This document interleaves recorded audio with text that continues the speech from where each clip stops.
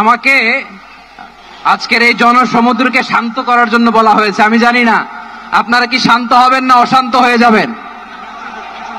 প্রিয় সুধী, মার্চ করতে যে লাথি গুতা ঠেলা উষ্টা সব আমরা খেয়েছি, তারপরেও আজকের এই সোহরাওয়ার্দী উদ্যানের এই গণজমায়েতে এই জনতার মহাসমুদ্রে উপস্থিত হয়ে আমরা বুঝতে পেরেছি আজকের এই মহাসমুদ্র জনসমুদ্র ফিলিস্তিনের প্রতি, আল আকসার প্রতি বাংলাদেশের জনগণের ভালোবাসার বহিঃপ্রকাশ।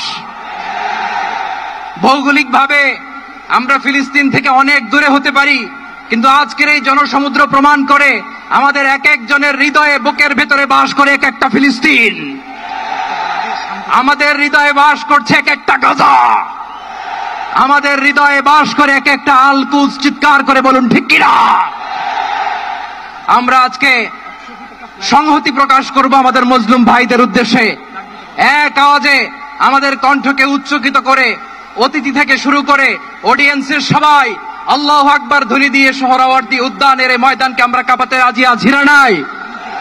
নারায়ে তাকবীর, নারায়ে তাকবীর। দিন ইসলাম, দিন ইসলাম। ফিলিস্তিন, ফিলিস্তিন। আল কুদুস, আল কুদুস। ফিলিস্তিন, ফিলিস্তিন।